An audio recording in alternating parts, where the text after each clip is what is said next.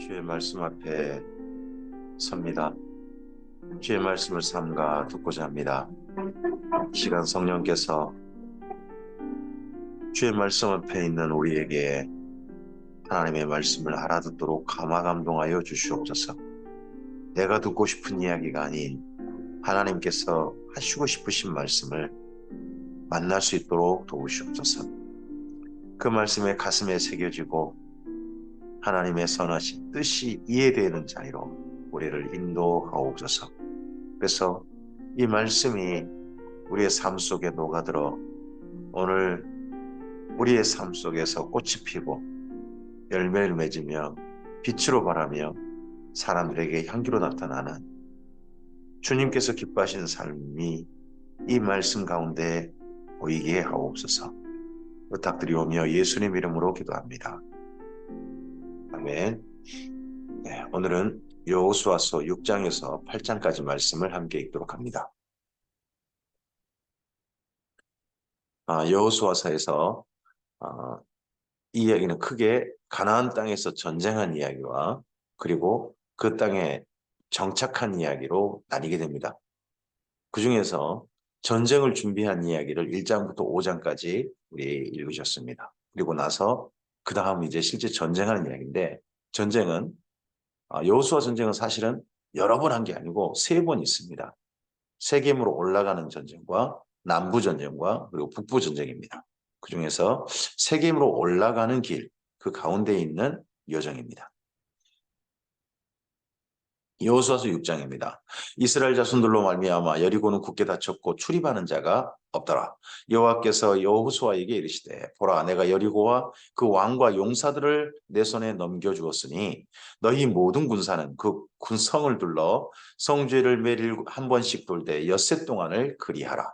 제사장 7은 7 양각 나팔을 잡고 언약궤 앞에서 나아갈 것이요 7째 날에는 그 성을 7번 돌며 그 제사장들은 나팔을 불 것이며 제사장들이 양각 나팔을 길게 불어 그 나팔 소리가 너희에게 들릴 때에는 백성은 다 큰 소리로 외쳐 부를 것이라.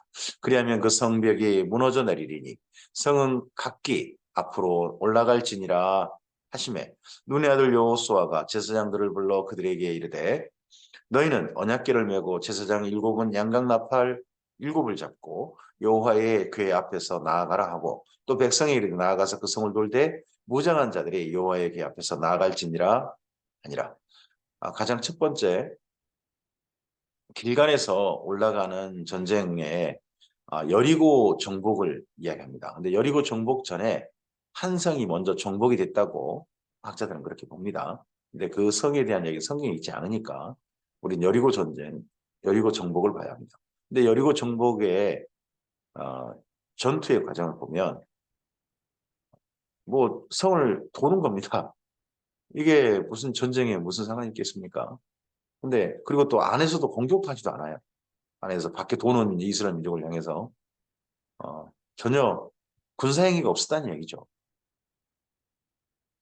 여호수아가 백성에게 이르기를 마침에 제사장 7은 양각 나팔 7을 잡고 여호와 앞에서 나아가며 나팔을 불고 여호와의 언약궤는 그 뒤를 따르며 그 무장한 자들은 나팔 부는 제사장들 앞에서 행진하며 후군은 궤 뒤를 따르고 제사장들은 나팔을 불며 행진하더라.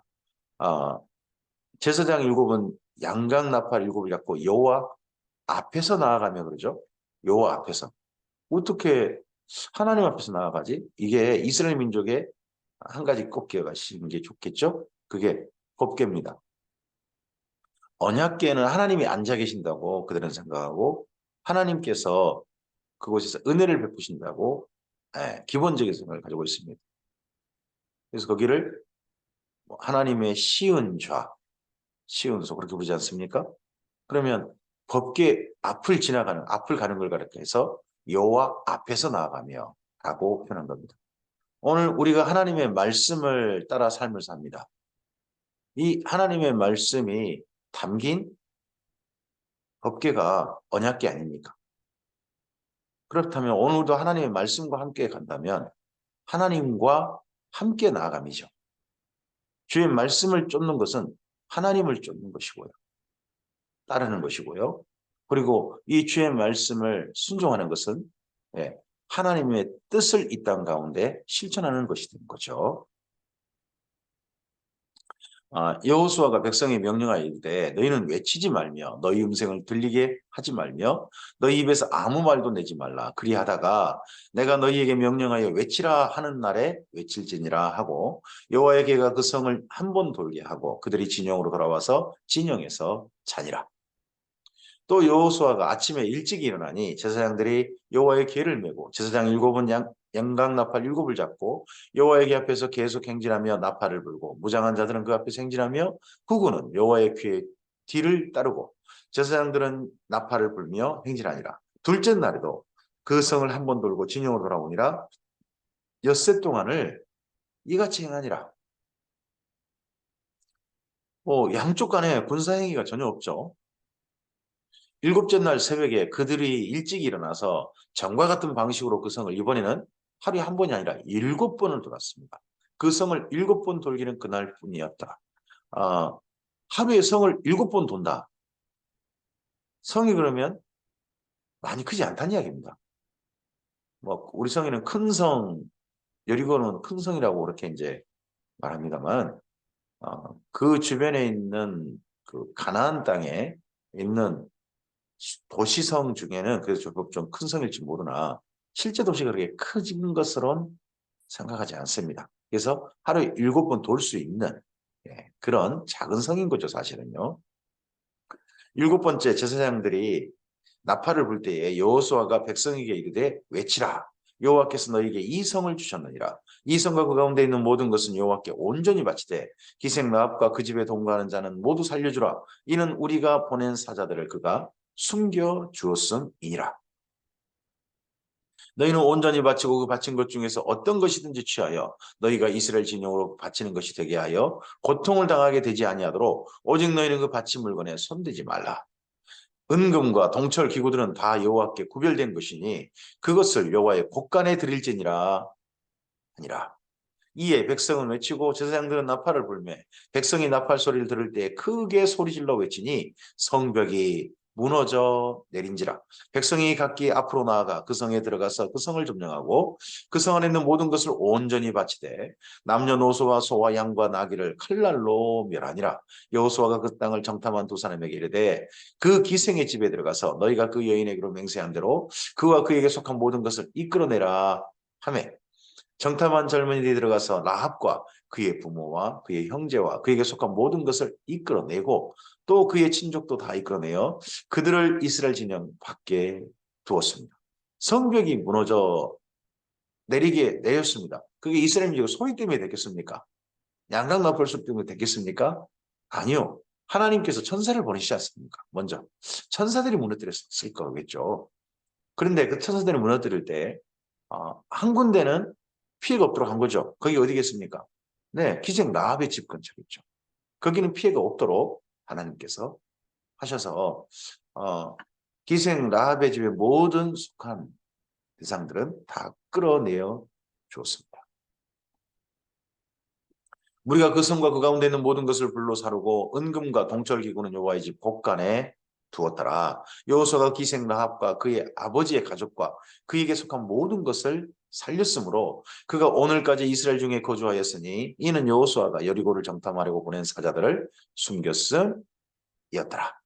네, 기생 라합의 가족은 이 이후 베들레헴에 살게 되는 거죠.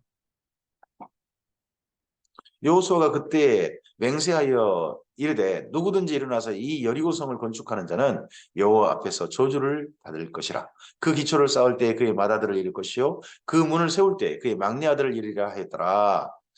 여호와께서 여호수아와 함께 하시니 여호수아의 소문이 그 온 땅에 퍼지니라 합니다. 이 여리고성을 무너뜨린 사건이 가나안 땅에 퍼졌습니다. 어떤 크게 싸운 것도 아니고 그냥 성벽이 무너져 내려버리고 순식간에 해림을 당했다. 완전히 진멸당했다 하는 소식이 가나안 땅에 들려지면 이스라엘 민족에 대해서 또 하나님께서 심리전을 먼저 또 하신 거죠. 두려워하게 만든 거죠. 위축되게 만들어버리신 거죠. 이때 여호수아가 여리고성을 무너뜨리고서 그가 선포했던 말이 있습니다. 이 다시 여리고성을 건축한다면 지금 하나님께서 해림시켰는데 완전히 진멸하라고 해서 진멸했는데 거기를 다시 건설한 자는 하나님에 대해서 정면으로 대적하는 자, 명령을 정면으로 어기는 자, 그런 자가 되어져서 저주를 받을 것이다. 그 성을 쌓기 시작할 때 맏아들이 죽을 것이고 문을 세울 때는 그 성이 마지막 완공될 때입니다. 문을 세울 때는 그 성을 완공할 때 막내 아들이 죽을 것이다. 그럼에도 불구하고 나중에 여리고 성을 다시 쌓는 자가 있는 거죠. 그때가 언제입니까? 북이스라엘 왕 아합 때죠. 아합 때. 그래서 그 성벽을 쌓았던 그 성을 다시 쌓았던 사람의 큰아들과 막내 아들이 죽은 거죠. 근데 그 사람은 자기가 이 여리고 성을 쌓아서 그렇게 자기 자식 두 명이 죽었다 하는 것에 대해서 알았을까요? 몰랐을 가능성도 있죠. 여호수아서 7장입니다. 이스라엘 자손들이 온전히 바친 물건으로 말미암아 범죄하였습니다. 이스라엘 자손들이 범죄하지 않았어요. 이는 유다 지파 세라의 증손 삽디의 손자 갈미의 아들 아간이 온전히 바친 물건을 가졌습니다. 아간 혼자 했어요. 근데 이게 이스라엘 민족 전체의 범죄가 돼요. 여호와께서 이스라엘 자손들에게 진노하시니라. 아간 때문에. 한 사람 범죄 때문에. 때로는 이럴 수 있는 거죠. 여호수아가 여리고에서 사람을 베델 동쪽 베다엔에 있는 아이로 보내며 그들에게 말하 이르되 올라가서 그 땅을 정탐하라 하며 그 사람들이 올라가서 아이를 정탐하고 여호수아에게 돌아와 그에게 이르되 백성을 다 올라가게 하지 말고 2, 3천 명만 올라가서 아이를 치게 하소서. 그들은 소수이니 모든 백성을 그리로 보내어 수고롭게 하지 마소서 하므로 백성 중 3천 명쯤 그리로 올라갔다가 아이 사람 앞에서 도망하니 아이 사람이 그들을 36명쯤 쳐 죽이고 성문 앞에서부터 스바림까지 쫓아 내려가는 비탈이 쳤으므로 백성의 마음이 녹아 물같이 된지라. 이스라엘 민족의 가나안 땅 정복 전쟁 중에 여호수아의 전쟁 중에 유일한 패배입니다. 이 패배가 이스라엘 민족의 마음을 순식간에 먹게 만들었습니다. 자기들이 군사력이 있어가지고 지금 어떤 군대 훈련 받거나 그래서 각각 이긴 게 아니잖아요. 아이성이 조그만 성이라는데 3천 명 정도 보냈다가 이런 일을 당했다는 겁니다. 상대가 안 됐던 겁니다. 여호수아가 옷을 찢고 이스라엘 장로들과 함께 여호와의 궤 앞에서 땅에 엎드려 머리에 티끌을 뒤집어 쓰고 점을 들어 있다가 이르되 슬프도소이다 주 여호와여 어찌하여 이 백성을 인도하여 요단을 건너게 하시고 우리를 아모리 사람의 손에 넘겨 멸망시키려 하셨나이까. 우리가 요단 저쪽을 만족하게 여겨 거주하였다면 좋을 뻔하였나이다. 그 전에 모세와 함께 정복했던 땅, 그 땅에 있었으면 우리가 차라리 나은 거 아니었겠습니까? 주여 이스라엘이 그들의 원수들 앞에서 돌아섰으니 내가 무슨 말을 하오리까? 가나안 사람들과 이 땅의 모든 사람들이 듣고 우리를 둘러싸고 우리 이름을 세상에서 끊으리니 주의 크신 이름을 위하여 어떻게 하시려 하나이까 하니. 네, 이제 가나안 사람들이 여리고 정복 때문에 그들의 마음이 완전히 위축됐다가 아이 전쟁에서 패배한 소식 듣고 에게 별거 아니구만 하고 할 거 아니겠습니까? 하는 거죠. 여호와께서 여호수아에게 이르시되 일어나라 어찌하여 이렇게 엎드렸느냐. 이스라엘이 범죄하여 내가 그들에게 명령한 나의 언약을 어겼으며 또한 그들이 온전히 바친 물건을 가져가고 도둑질하며 속이고 그것을 그들의 물건들 가운데 두었느니라. 네, 왜 이 가나안 전쟁에서 패배가 왔습니까? 이스라엘 민족이 군사력이 약해서가 아닙니다. 군사력이 애초에 사실 별로 없었죠. 그게 중요한 게 아니라 하나님 앞에 범죄함했다는 거죠. 이 여리고성을 정복할 때 하나님과 함께했던 언약을 잊어먹는 겁니다. 우리의 삶 속에서 하나님과 약속을 잊어먹고 자꾸 이거 하나면 뭐 어쨌대? 하는 그런 것이 내 거 하나 살짝 챙기는 거 그게 뭐 어쨌대? 이것이 그 다음 나만 아니라 공동체에 큰 피해를 가져올 수도 있는 겁니다. 그러므로 이스라엘 자손들이 그들의 원수 앞에 능히 맞서지 못하고 그 앞에서 돌아섰나니 이는 그들도 온전히 바친 것이 됨이라. 온전히 바친 게 됐다는 것은 이스라엘 민족도 진멸당해야 될 대상이 되고 말았다는 겁니다. 그 온전히 바친 물건을 너희 중에서 멸하지 아니하면 내가 다시는 너희와 함께 있지 아니하리라. 너는 일어나서 백성을 거룩하게 하여 이르기를 너희는 내일을 위하여 스스로 거룩하게 하라. 이스라엘의 하나님 여호와의 말씀에 이스라엘아 너희 가운데 온전히 바친 물건이 있나니 너희가 그 온전히 바친 물건을 너희 가운데서 제하기까지는 너희 원수들 앞에 능히 맞서지 못하리라. 너희는 아침에 너희 지파대로 가까이 나오라. 여호와께 뽑히는 그 지파는 그 족속대로 가까이 나올 것이요 여호와께 뽑히는 족속은 그 가족대로 가까이 나올 것이요 여호와께 뽑히는 가족은 그 남자들이 가까이 나올 것이며 온전히 바친 물건을 가진 자로 뽑힌 자를 불사르되 불살라버리라. 그와 그의 모든 소유를 그리하라. 이는 여호와의 언약을 어기고 이스라엘 가운데서 망령된 일을 행하였음이라 하셨다 하라. 이에 여호수아가 아침 일찍 일어나서 이스라엘 그 지파대로 가까이 나오게 하였더니 유다 지파가 뽑혔습니다. 그 이스라엘 민족 전체 지파 가운데 가장 세력이 강하고 수를 셀 때 가장 첫 번째 항상 거의 부름받은 그런 지파 아닙니까?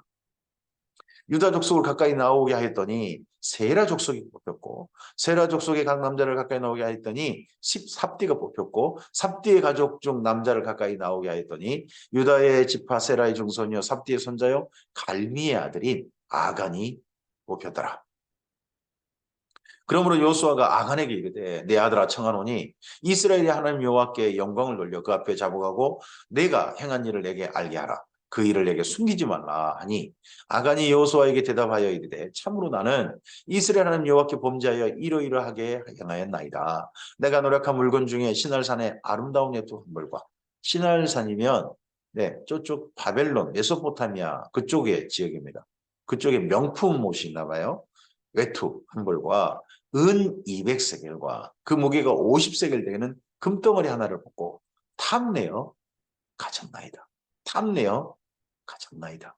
보소서 이제 그 물건들을 내 장막 가운데 땅속에 감췄는데 은은 그 밑에 있나이다 하더라. 이에 여호수아가 사자들을 보내매 그의 장막에 달려가 본즉 물건이 그의 장막 안에 감춰져 있는데 은은 그 밑에 있는지라. 그들이 그것을 장막 가운데서 취하여 여호수아와 이스라엘 자손 모든 자손에게 가지고 오매 그들이 그것을 여호와 앞에 쏟아 넣으니라. 여호수아가 이스라엘 모든 사람과 더불어 세라의 아들 아간을 잡고 그 은과 그 외투와 그 금덩어리와 그의 아들들과 그의 딸들과 그의 소들과 그의 나귀들과 그의 양들과 그의 장막과 그에 속한 모든 것을 이끌고 아골 골짜기로 가서 그래서 아골 골짜기는 아무리 봐도 여리고와 베델 사이 그 정도 이 아이 사이 그 정도 사이에 있는 어느 골짜기인 거죠. 여기를 그래서 유대 광야로 일부 지역으로 그렇게 봅니다. 여호수아가 이르되 내가 어찌하여 우리를 괴롭게 하였느냐 여호와께서 오늘 너를 괴롭게 하시리라 하니 온 이스라엘이 그를 돌로 치고 물건들도 돌로 치고 불사르고 그 위에 돌무더기를 크게 쌓았더니 오늘까지 있더라. 여호와께서 그의 맹렬한 진노를 그치시니 그러므로 그곳 이름을 오늘까지 아골 골짜기라 부르더라. 그래서 우리 그 찬송가 중에 주께서 아골 골짜 빈들에도 복음 들고 가오리다 그러지 않습니까? 아골 골짜 빈들에는요 복음 들고 갈 장소가 아닙니다. 사람을 죽이는 장소고 사람이 살지 않는 곳입니다. 그러니까 때때로는 그 지명이 우리에게 좀 생각을 해봐야 될 우리 이제 노래는 부릅니다만 아무도 없는 또 가겠다 하는 그런 마음은 이해되지만 원래는 사람도 없는 곳에 하나님 우리를 보내신 건 아니죠. 네. 여호수아서 8장입니다. 여호와께서 여호수아에게 이르시되 두려워하지 말라 놀라지 말라 군사를 다 거느리고 일어나 아이로 올라가라 보라 내가 아이 왕과 그의 백성과 그의 성읍과 그의 땅을 다 내 손에 넘겨주었으니 너는 여리고와 그 왕에게 행한 것 같이 아이와 그 왕에게 행하되 오직 거기서 탈취할 물건과 가축은 스스로 가자. 이전에 이제 여리고와 좀 달라요. 여리고는 뭐 물건 가축 이런 거 가지지 않았어요. 근데 아이성은 스스로 가지라. 너는 아이성 뒤에 복병을 둘지니라 하시니 이에 여호수아가 일어나서 군사와 함께 아이로 올라가려 하여 용사 3만 명을 뽑아 밤에 보내며 일단 3만 명 먼저 보냈어요. 그러면 나머지 군사가 동원하면 전체 굉장히 많은 군사가 동원된 거죠. 아이성 정복에. 그들에게 명령하여 이르되 너희는 성읍 뒤로 가서 성읍을 향하여 매복하되 그 성읍에서 너무 멀리 하지 말고 다 스스로 준비하라. 나와 나를 따르는 모든 백성은 다 그 성읍으로 가까이 가리니 그들이 처음과 같이 우리에게 쳐 올라올 것이라. 그리할 때 우리가 그들 앞에서 도망하면 그들이 나와서 우리를 추격하며 이르기를 그들이 처음과 같이 우리 앞에 도망한다 하고 우리의 유인을 받아 그 성읍에서 멀리 떠날 것이라. 우리가 그들 앞에서 도망하거든 너희는 매복한 곳에 일어나 그 성읍을 점령하라. 너희 하나님 여호와께서 그 성읍을 너희 손에 주시리라. 너희가 그 성읍을 취하거든 그것을 불살라. 여호와의 말씀대로 행하라. 보라 내가 너희에게 명령하였느니라 하고 그들을 보내며 그들이 매복할 곳으로 가서 아이 서쪽 베델과 아이 사이에 매복하였고 여호수아는 그 밤에 백성 가운데 자더라. 어떤 분들은 여기 여호수아 전쟁 가운데서 여리고 정복 전쟁, 여리고 정복에서 사용된 그 전략 있지 않습니까? 성을 도는 거. 이것이 하나님의 큰 전략이다. 해가지고 오늘도 뭐 어디를 일정하게 하나님이 땅 받기 뭐 그렇게 한다든지 합니다. 근데요, 하나님께서 지시하신 전쟁, 전략 중에요. 가장 많은 전략은 매복입니다. 매복 전쟁이 굉장히 많아요. 그러면 매복이 차라리 하나님의 방법이다라고 해야 될 거 아니겠습니까? 땅을 밟는 것은 그 도는 것은 여리고 한 번밖에 없습니다. 그 이후에 더더구나 거기를 따라로 한 것도 아니죠. 더더구나 이게 전쟁 전략 아닙니까? 전쟁 전략. 우리가 어떤 사람들 좀 다 죽여버리고 그럴 전쟁으로 그렇게 하는 거 아니지 않습니까? 어. 때때로 우리가 사용할 방법 중에 이런 전쟁 전략 같은 것들은 그때 그 이야기로 읽어야지 굳이 우리에게 가져올 필요는 없는 것도 있다 하는 건 생각을 해야 할 것 같습니다. 여호수아가 아침에 일찍 일어나 백성을 조모하고 이스라엘 장로들과 더불어 백성에 앞서 아이로 올라가매 그와 함께한 군사가 다 올라가서 그 성읍 앞에 가까이 이르러 아이 북쪽에 진치니 그와 아이 사이에는 한 골짜기가 있더라. 그가 약 5천 명을 택하여 성읍 서쪽 베델과 아이 사이에 매복시키니 이와 같이 성읍 북쪽에는 온 군대가 있고 성읍 서쪽에는 복병이 있더라. 여호수아가 그 밤에 골짜기 가운데로 들어가니 합니다. 이 골짜기가요. 이스라엘 민족은 때때로 넓은 평지도 골짜기입니다. 근데 지금 현재 가고 있는 여기 아이성, 베델 이쪽은요. 유다 산지라고 불리는 산지길입니다. 그래서 크게 넓은 길은 있지 않아요. 넓은 들이 있지는 않습니다. 근데 그 골짜기로 들어간 겁니다. 그러니까 여기 8장에 나오는 골짜기 그러면 우리나라 골짜기 비슷하게 생각하셔도 되겠습니다만 그래도 좀 더 넓겠죠. 군대가 들어갈 수 있는 골짜기니까요. 아이 왕이 이를 보고 그 성읍 백성과 함께 일찍 일어나 급히 나가 아라바 앞에 이르러 정한 때에 이스라엘과 싸우려 하나 성읍 뒤에 복병이 있는 줄을 알지 못하였더라. 여호수아와 온 이스라엘이 그들 앞에서 거짓으로 패한 척하여 광야길로 도망하매 그 성읍에 있는 모든 백성이 그들을 추격하려고 모여 여호수아를 추격하며 유인함을 받아 아이 성읍을 멀리 떠나니 아이와 베델 사이에 이스라엘 따라가지 아니한 자가 하나도 없으며 성문을 열어놓고 이스라엘을 추격하였더라. 여호와께서 여호수아에게 이르시되 내 손에 잡은 단창을 들어 아이를 가리키라. 내가 이 성읍을 내 손에 넘겨주리라. 여호수아가 그의 손에 잡은 단창을 들어 그 성읍을 가리키니 나중에 단창을 또 주 무기로 사용한 사람이 있죠. 그 사람은 사울 왕입니다. 그의 손을 드는 순간에 복병이 그들의 자리에서 급히 일어나 성읍으로 달려들어가서 점령하고 곧 성읍에 불을 놓았더라. 아이 사람이 뒤를 돌아본즉 그 성읍의 연기가 하늘에 닿은 것을 보이니 그 이 길로도 저 길로도 도망갈 수 없음이 되었고 광야로 도망하던 이스라엘 백성은 그 추격하던 자에게로 돌아섰더라. 여호수아와 온 이스라엘이 그 복병이 성읍을 점령한가 성읍의 연기가 오름을 보고 다시 돌이켜 아이 사람들을 쳐 죽이고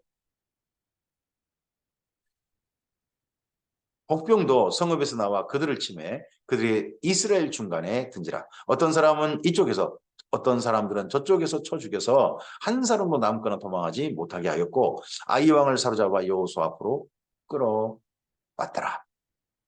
이때 아이 정복 전투 이쪽 전투에는 이스라엘 민족 전체 군사가 동원됐습니다. 3천 명 아니죠. 3만 명을 매복시켰고 전체가 동원됩니다. 네. 그리고 여호수아도 앞장섰고 하는 경우입니다.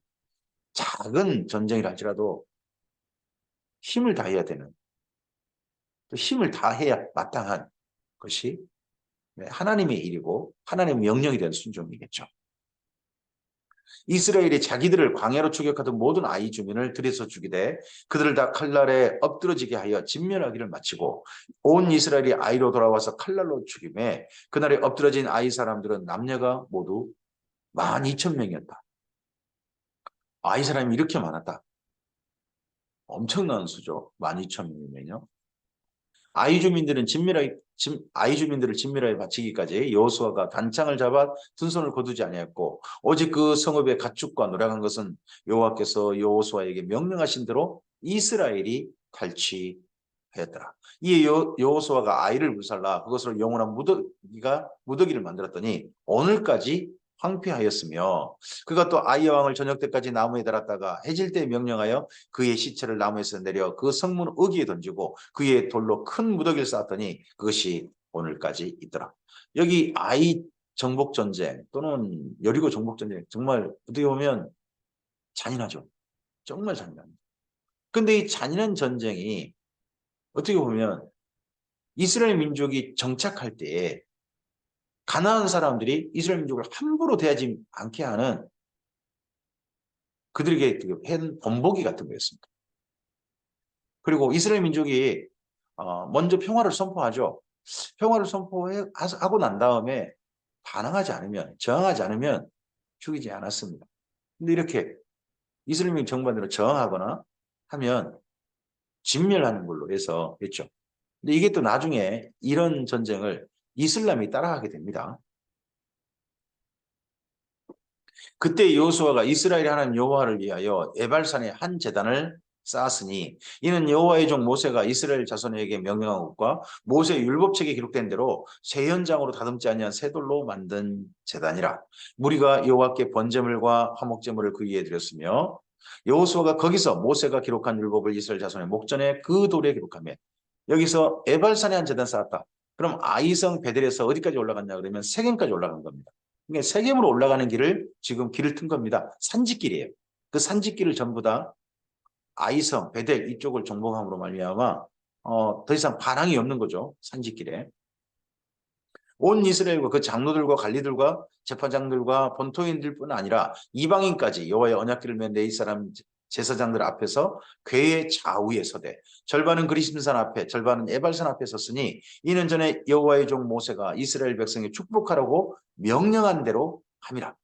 이 그리심산 에발산 여기 세겜에서 모세의 명령을 따라서 양쪽에 사람들 서게 했는데 심지어 이방인들도 이 이스라엘 무리와 함께하는 이방인들도 섰다는 거죠. 그 후에 여호수아가 율법책에 기록된 모든 것대로 축복과 저주하는 율법의 모든 말씀을 낭독하였으니 모세가 명령한 것은 여호수아가 이스라엘 온 회중과 여자들과 아이와 그들 중에 동행하는 거류민들 앞에서 낭독하지 아니한 말이 하나도 없었더라. 서로 낭독하고 복과 저주를 선포하고 그래서 아멘 서로 하게 했지 않습니까? 그걸 실제로 한 거죠. 가나안 땅에서 하나님의 말씀대로 살면 우리에게 하나님께서 복을 주시고 하나님께 가까이 나아갈 것이고 하나님의 말씀 따르지 않으면 이 땅에서 재앙을 만날 뿐만 아니라 하나님께서 우리를 버리실 것이다 하는 조지의 말씀도 선포하고 아멘한 겁니다. 오늘 여기까지입니다. 이렇게 해서 중부 먼저 산지길을 올라가는 길을 이스라엘 민족 군사가 오고 갈 수 있는 중간 산지길이 확보되었습니다.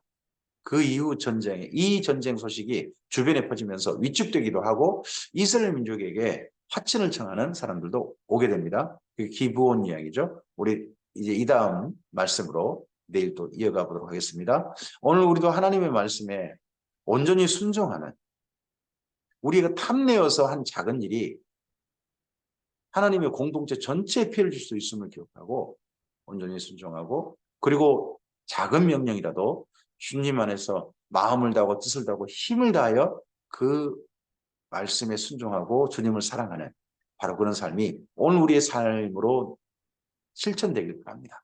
그러할 때 주께서 우리와 함께 하시고 주의 선하신 도우심으로 우리의 삶 속에 역사하실 것을 믿습니다.